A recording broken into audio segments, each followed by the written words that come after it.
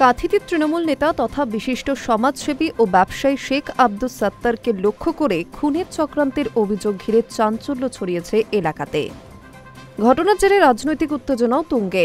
সূত্রের খবর, রায়পুর পঞ্চায়েত এলাকায় সন্দেহভাজন দুই দুষ্কৃতীকে হাতে নাতে ধরে ফেললেন স্থানীয়রা। ধৃতদের একজনের নাম শেখ আমিরুল তুল্লা ও অপরজনের নাম বাপি দাস। এদের একজনের বাড়ি ওড়িশা ও অপরজনের বাড়ি কাঁথির খেজুরি এলাকায়। ধৃতদের কাছ থেকে একটি 9mm এর পিস্তল, একটি রেঞ্জ, দুটি মোটর বাইক এবং বেশ কয়েকটি মোবাইল পাওয়া গেছে। জানা গিয়েছে, অভিযুক্তরা ওই এলাকায় বেশ কয়েকদিন ঘাঁটি গেড়েছিল। বাইকে করে যাওয়ার সময় একটি ব্যাগ রাস্তায় পড়ে যাওয়ার পর তা খুঁজতে এসে গ্রামবাসীদের হাতে ধরা পড়ে যায় ওই দুই ব্যক্তি। পরে কাঁথি থানার পুলিশ এসে দুই অভিযুক্তকে গ্রেফতার করে। ফলো করে যে আমাদের যে সাত্তার বাবু আছেন, ও তো একটু নেতৃত্ব করেন, তো ওকে মারার জন্য ধাওয়া করে সে কিছুদিন ধরে ছক করে ছিল। তো হঠাৎ একদিন কি করেছে, সন্ধ্যাবেলা আজকে পিস্তলের ব্যাগটা পড়ে যায় তার।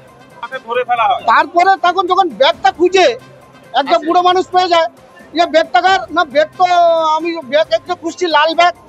তো লাল ব্যাগ যখন পেয়ে যায়, বলতে এই ব্যাগটা আমার কিন্তু গামছা ছিল তাতে একটা রেঞ্জ আছে, একটা গামছা, দুটো গামছা আছে। তারপরে আমরা তাকে ধরে নিই। তারপরে এই জিজ্ঞাসাবাদ চলছে। পুলিশের প্রাথমিক তদন্তে উঠে এসেছে তারা চুরি, ডাকাতি, ছিনতাই সহ একাধিক অপরাধের সঙ্গে যুক্ত। তবে শেখ আব্দুস সাত্তারের উপর হামলার ছক ছিল কিনা তা নিয়ে তদন্ত শুরু করেছে পুলিশ। তবে স্থানীয়দের দাবি, তারা দুজনই সাত্তারকে খুন করার জন্য এসেছিল।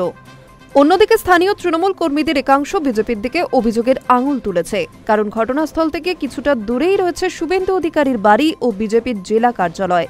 সব মিলিয়ে ঘটনাকে ঘিরে রাজনৈতিক উত্তেজনাও বাড়ছে। Hi News network.